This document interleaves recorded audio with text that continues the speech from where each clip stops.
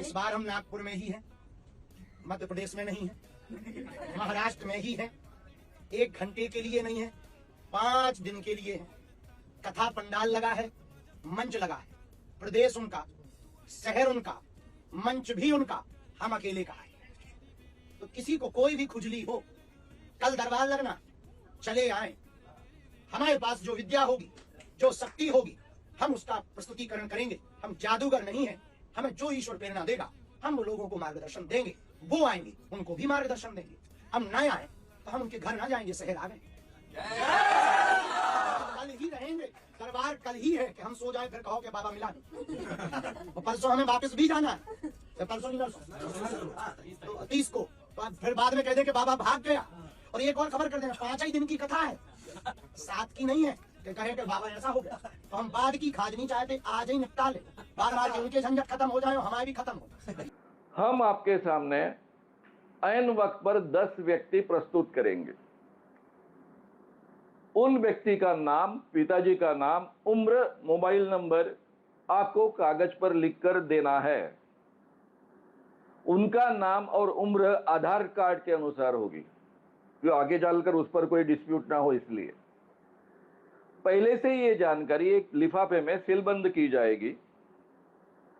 जो पंच कमेटी होगी, जो दोनों के सहमति से प्रस्तुत होगी पंच कमेटी, उनके पास में ये लिफाफे जमा किए जाएंगे।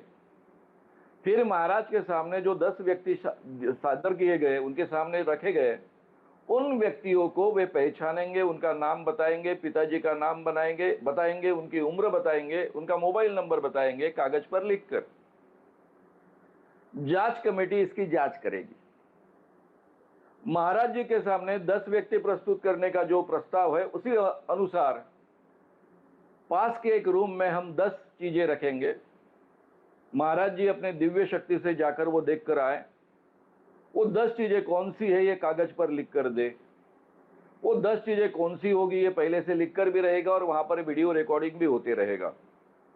यानी महाराज अगर सूक्ष्म देह से वहां पहुंचते हैं और देह के साथ में पहुंचते हैं तो वो भी रिकॉर्ड हो जाएगा कि भाई ये भैया देह यहाँ बैठे हैं, लेकिन अपना देह लेकर वहां भी जाते हैं, दूसरे रूम में भी जाते हैं, देखकर भी आते हैं, ये भी उसका प्रूफ हो जाएगा।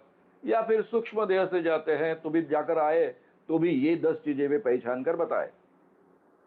ये दोनों चुनौतियां अगर 90% सही है तो ये चुनौती फिर से एक बार कंडक्ट की जाएगी।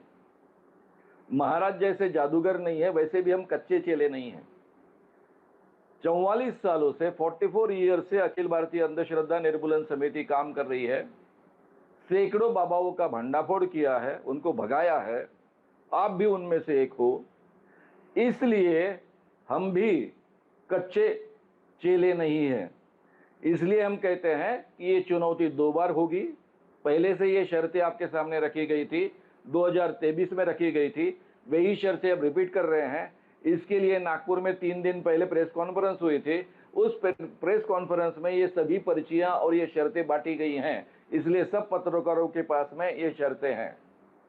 इन शर्तों के आधार पर नागपुर पत्रकार संघ के सामने, यानी पत्रकारों के सामने, आपको ये चुनौतियां स्वीकारनी है। 10 लोगों को पहचानना है, उनके नाम वगैरह जो मैंने पहले कहा उसी के अनुसार, या फिर 10 चीजें जो पास के रूम में रखी है। ये दोनों आह्वान आप स्वीकार सकते हो, या फिर 2 में से कोई भी एक स्वीकारा तो भी हम चुनौती कंडक्ट करने के लिए तैयार हैं।